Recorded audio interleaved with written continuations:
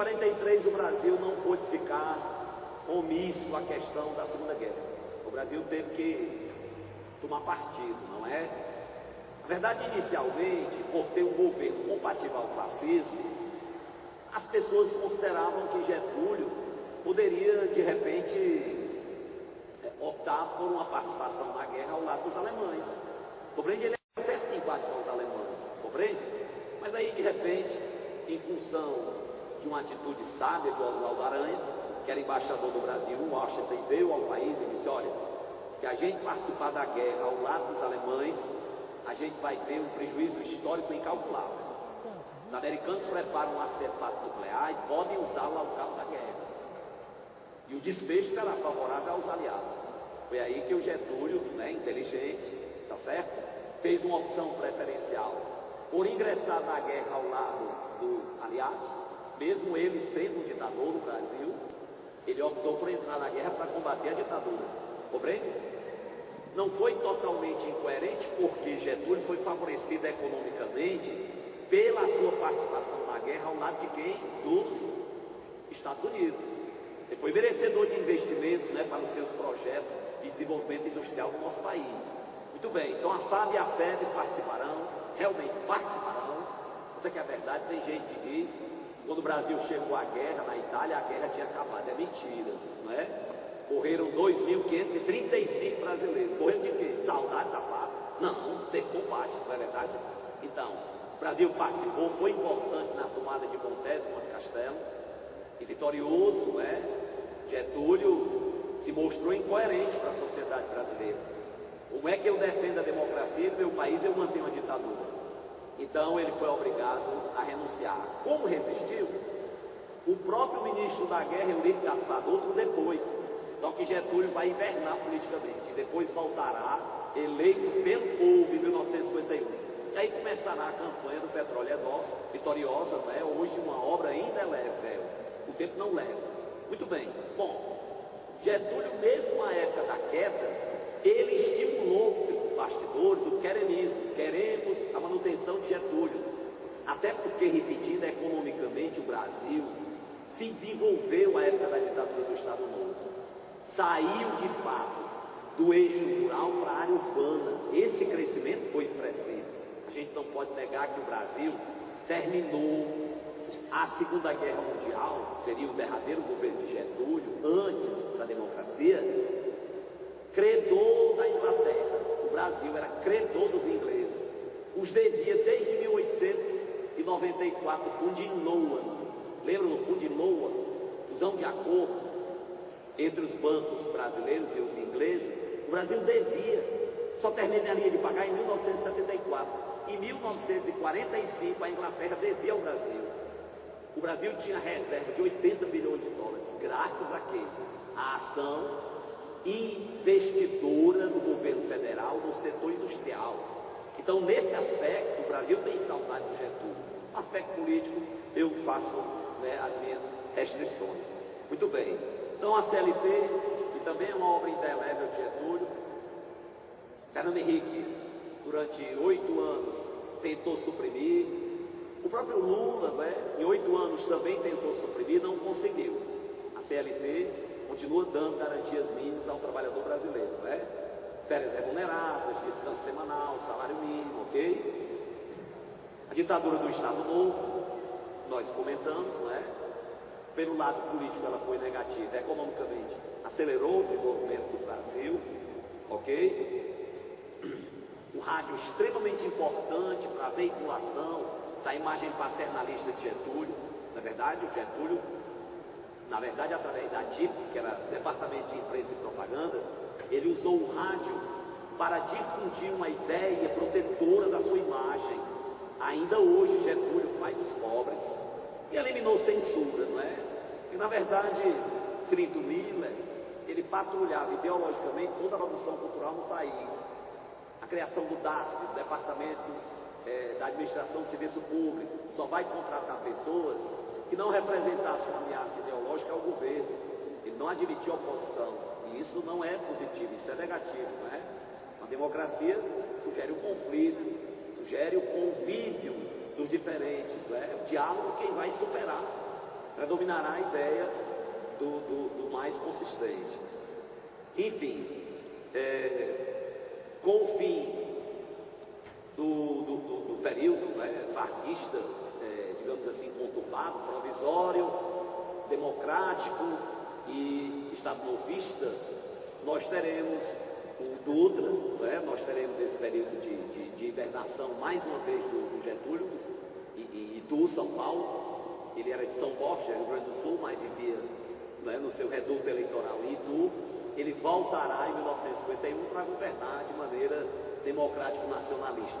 Aí eu não tenho qualquer senão a fazer o governo de Getúlio, de 51 a 54. Entendam, Getúlio não é uniforme, ele é provisório, ele é democrático, constitucional, ele é estado-novista e mais tarde será democrata nacionalista. Então não se pode fazer uma análise única. Como ele é extremamente importante para a Enem, sugiro que vocês continuem atentos, fazendo leitura de todos esses momentos, porque ele nunca será analisado de uma forma única. Vou resolver algumas questões, tá certo? Até porque o tempo me permite, e vocês, por favor, peguem aí o material, ok? Vou dizer aqui a página. Página 10. Exercício de aprendizagem, ok? Vamos lá. Primeiro, o Enem, observe o trecho abaixo. Cícero, capitão, eu tenho que entrar para o cangaço e me vingar de Timóteo. Capitão Herculano, Cícero, você precisa entender que sua vingança do coronelzinho é apenas uma pequena parte em relação à vingança de todos os sertanejos em relação aos coronéis. O diálogo acima, retirado da telenovela Cordel Encantado, retrata a condição de insatisfação do sertanejo em relação ao poder dos coronéis. Sobre o fenômeno político denominado coronelismo, assinale o item correto. Repare que aqui, na alternativa A, nós temos um conjunto de assertivas que se compatibilizam com o enunciado. Voto aberto. O que é voto aberto? Você pronuncia o nome do candidato. Entende? Então, os delegados, na verdade, capachos das classes dominantes, irão coagi-lo. Dificilmente você terá coragem de sufragar um candidato que contrarie aquele poderoso da sua região. Então, o voto aberto torna o mecanismo de repressão ao eleitor muito mais eficiente, ok? Hoje o voto é secreto. Você entra na cabine sozinho, não é verdade? Então, ali você pode fazer a opção preferencial sem constrangimentos externos. Aqui não, repare. Mandonismo local, o que é isso? O cara que tem dinheiro manda. O Brasil criou-se a pecha pouco inteligente, pouco reflexiva. Manda, quem pode, obedece quem tem juízo. Eu estou criando o quê? Eu estou criando a passividade, entende? O sujeito nervoso, vai ser mais facilmente manipulado, ok? Possibilitavam a criação de currais eleitorais e a prática do voto de cabresto, ok? Eu vou acabrestar, como animal, você vai fazer o que eu quero, ok? Letra A é a resposta da questão, tá certo? Na verdade, eu nem vou analisar os demais itens, a menos que vocês sugiram, mas é uma questão importante. Só que todas as assertivas são definitivas, ok? 2. O processo de industrialização brasileira, esboçado na Primeira República, caracterizou-se por uma estreita dependência com a economia cafeeira. Por quê? Por quê? Olha, o convênio de Taubaté, por exemplo, de maneira proposital, ele promoveu uma desvalorização cambial. Compreenderam? O que é desvalorizar o câmbio? É você artificialmente aumentar o meio circulante, tá certo? Para que a moeda estrangeira seja maior. A sua é menor. Então, ao invés de vender uma saca de café, você vende duas, mas isso também coibirá as importações, que a minha moeda é menor. Como é que eu vou comprar um produto estrangeiro se ele é mais caro? Compreenderam? Então, se eu diminuo as importações e aumento as exportações, eu vou ter o que? Superávit na balança comercial. Vender mais, comprar menos. Interessante, não é? Não só os países periféricos não só os países em desenvolvimento promovem desvalorização cambial, mas até mesmo os países do hemisfério norte. Isso é uma estratégia proposital. Então foi feito no Brasil. Eu desvalorizo o câmbio, compreende? O cara lá, ao invés de comprar uma saca de café, ele compra duas. Entenderam? E eu deixo de importar. Quando eu deixo de importar, porque é caro, eu forço a produção nacional a substituir aqueles bens. Entenderam? Então foi assim que se desenvolveu a indústria nacional na República Velha. Tá bom? Ok? Qual seria a resposta, senhores? Pela explicação, a letra, muito bem, dedicado. A política de proteção do preço do café através da desvalorização cambial incentivava a economia de substituição às importações. Eu deixo de importar e vou fabricar aqui mesmo, entende? Fomos muito favorecidos também pela Primeira Guerra, não é? E depois pela crise de 29. Os países lá de cima se desarrumaram e a gente teve que se virar aqui mesmo, ok? Muito bem. 3. Entre os dias 10 e 18 de novembro de 1904, a cidade do Rio de Janeiro viveu o que a imprensa chamou de a mais terrível das revoltas populares da República. O cenário era desolador, bondes tombados, trilhos arrancados, calçamentos destruídos, tudo feito por uma massa de 3.000 revoltosos. A causa foi a lei que tornava obrigatória a vacina contra a varíola e o personagem principal, o jovem médico sanitarista Oswaldo Cruz. Cássio Leite Vieira, revista super interessante, 1994, texto 2.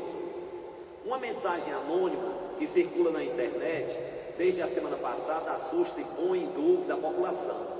Mas especialistas garantem que a vacina é segura. A mensagem eletrônica afirma que o medicamento possui substâncias capazes de provocar de autismo entre crianças a problemas no sistema imunológico humano. Além disso, o e-mail sugere uma armação entre as autoridades de saúde e fabricantes da vacina para ter lucro com a aplicação, que é feita gratuitamente pelo governo em determinados grupos. Diário Catarinense, em 6 de maio de 2010, etc. Sobre os eventos apresentados, o que é correto afirmar? 2010, eu acho que vocês têm retrovisor, né, de memória, para se lembrar do que aconteceu. Concordam ou não? Hein? Sim ou não? A reação da população expressa no texto 2, lembram disso? Não. Representa o medo em relação à vacinação contra a gripe A. Lembram não? Pois devido à ignorância, muitos acreditavam que a vacina causa graves problemas à saúde. Eu nem ouvi direito, mas... A gripe suína, né? É, sim. Então, letra B de bola, ok?